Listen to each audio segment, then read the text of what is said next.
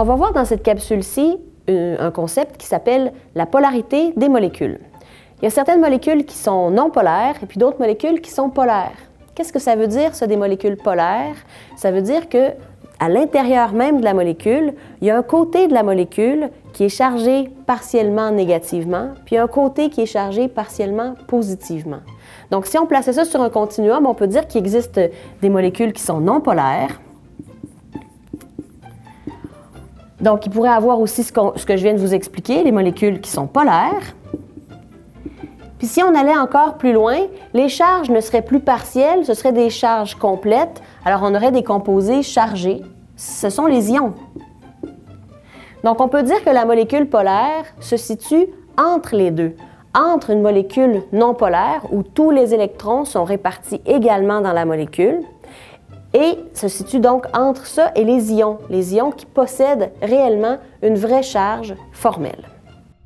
Pour parler de polarité, on peut faire une analogie avec deux personnes qui dorment dans un lit.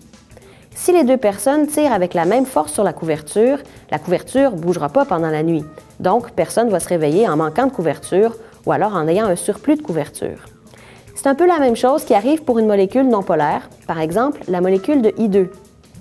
Tirer sur la couverture, ça correspond à l'électronégativité dans le modèle moléculaire. Comme les deux atomes d'iode ont la même électronégativité, les électrons de la molécule sont répartis uniformément, donc aucun atome ne se retrouve avec un manque ou avec un surplus d'électrons. Si toutefois une personne tire plus fort que l'autre sur la couverture, cette personne se retrouvera avec un surplus de couverture au détriment de l'autre qui aura froid. C'est ce qui arrive avec une molécule polaire, comme la molécule de HCl.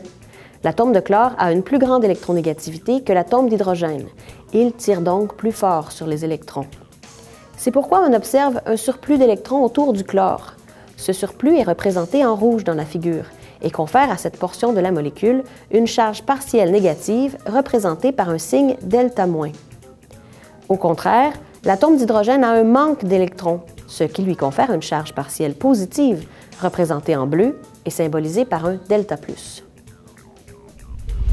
Je vais vous expliquer comment déterminer la polarité d'une molécule. D'abord, on doit se demander s'il y a des liaisons polaires dans la molécule. Une liaison polaire, ça implique qu'entre deux atomes qui sont liés ensemble, il y a une différence d'électronégativité suffisamment grande. On dit généralement une différence d'électronégativité plus grande que 0,45.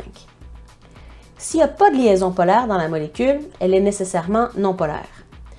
S'il y a des liaisons polaires, par contre, il faut pousser notre raisonnement un peu plus loin. Est-ce qu'il y a un vecteur résultant? Alors là, il faut additionner les vecteurs de polarité de chaque liaison polaire sur la structure 3D de la molécule pour le savoir. S'il n'y a pas de vecteur résultant, bien sûr, la molécule est non polaire. S'il y a un vecteur résultant, alors là, voilà, c'est à ce moment-là qu'on a une molécule polaire. En résumé, les molécules qui ont une structure asymétrique donnent des vecteurs résultants, généralement. Donc, s'il y a des liaisons polaires et une structure asymétrique, la molécule est généralement polaire. On a vu comment faire pour déterminer si une molécule est polaire. Je vais te demander de l'essayer. Est-ce que tu peux me trouver parmi ces 4 molécules laquelle ou lesquelles sont polaires? Je me lance. Alors, je dois commencer par faire la structure CO2. La première question que je dois me poser, c'est est-ce qu'il y a des liaisons polaires? Donc, est-ce qu'il y a quelqu'un qui tire sur la couverte? Pour ça, on a dit qu'il fallait regarder la différence d'électronégativité. Donc, l'oxygène, son électronégativité est 3,44. Le carbone, 2,55. Et donc, la différence est suffisamment grande, donc plus grand que 0,45, ce qui veut dire que je vais avoir un vecteur. Le vecteur, je vais le dessiner, mais il va pointer de quel côté? Vers l'atome le plus électronégatif, vers celui qui tire le plus fort. Donc, ça va être vers l'oxygène comme ça ici. Comme j'ai exactement la même liaison de l'autre côté, bien, je vais avoir exactement le même vecteur, de même taille, mais en direction opposée. Deuxième question, je vais me demander s'il y a un vecteur résultant. Donc, dans ce cas-ci, comme les deux vecteurs sont identiques mais complètement à l'opposé, ils vont s'annuler, donc il n'y aura pas de vecteur résultant. Donc, comme il n'y a pas de vecteur résultant, ça veut dire que c'est non polaire. C'est bien ça? Oui. J'essaie de faire la même chose avec H2O. Donc, la structure de H2O, ça va être comme ça ici.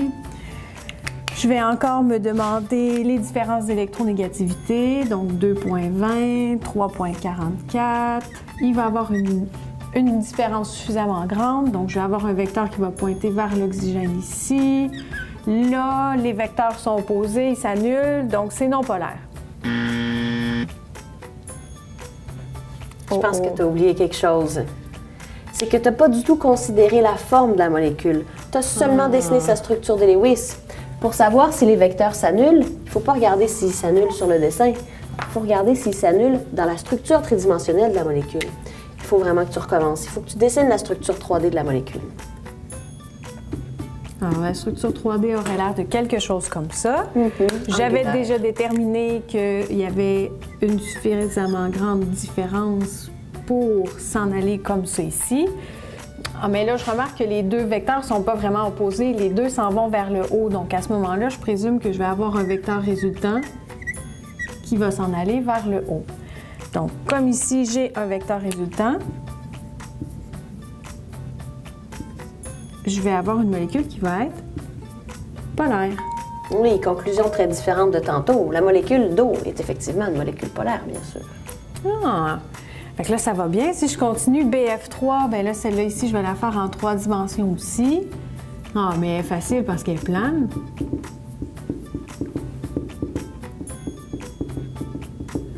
Et là, comme tout à l'heure, je me demande, est-ce que je vais avoir des liaisons qui sont polaires? Je dois donc regarder les électronégativités de chacun des atomes impliqués.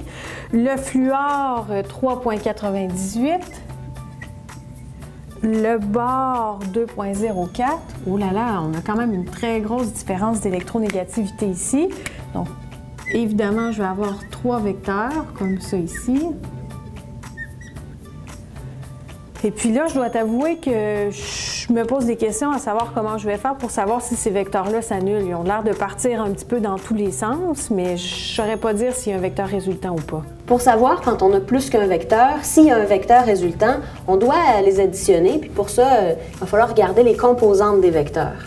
Donc, je vais recopier un peu plus bas les vecteurs que tu as dessinés ici. Donc, les deux vecteurs qui pointent vers le bas, déjà ici, on les voit, un comme ça, puis un comme ça ici. Vois-tu, si on dit que l'horizontale, c'est le X, bien, il y a une composante en X de ces deux vecteurs-là. La composante en X serait ici. Puis si on dit que la verticale, c'est le Y, bien, il y aurait aussi une composante en Y, comme ça, ici. Vois-tu? Oui. Les deux vecteurs, les deux composantes en X de ces deux vecteurs-là sont identiques. Ils pointent autant à gauche qu'à droite, tous les deux. Donc, on peut dire que ces deux vecteurs-là s'annulent entre eux. C'est vrai que les deux petits vecteurs verticaux en rouge s'additionnent pour donner une espèce d'intermédiaire résultante qui a une taille plus grande parce qu'on a additionné les deux petits vecteurs et ça pointe vers le bas en Y. Bien, ce vecteur-là va être complètement annulé par le vecteur qui pointait vers le haut qu'on n'a pas encore regardé depuis le début. Donc, le vecteur initial et les composantes en Y des deux vecteurs qui pointaient vers le bas, ça s'annule. Donc, est-ce que tous les vecteurs s'annulent? Oui. Oui. Tous les vecteurs s'annulent. Alors, ben voilà, il n'y a pas de vecteur résultant et la molécule est non polaire. Je vais l'écrire ici.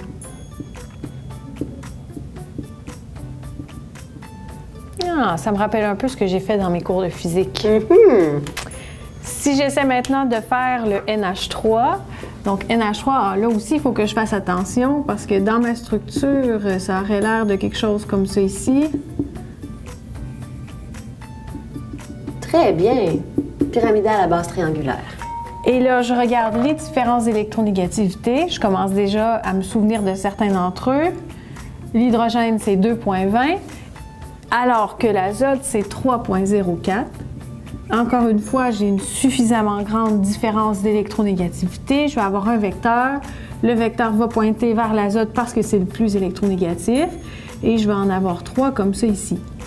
Comme chacun des vecteurs va pointer vers le haut, ça veut dire qu'il va avoir un vecteur résultant qui serait probablement vers le haut. Donc, comme il y a un vecteur résultant, cette molécule-là, elle est polaire. Oui, c'est la bonne réponse. Yay! Voici maintenant un exercice. Dites si chaque espèce est polaire ou non polaire.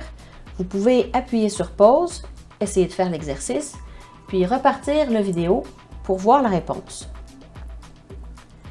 Le premier composé, CF4, si on dessine sa structure tridimensionnelle, on voit que, voilà, c'est une structure tétraédrique.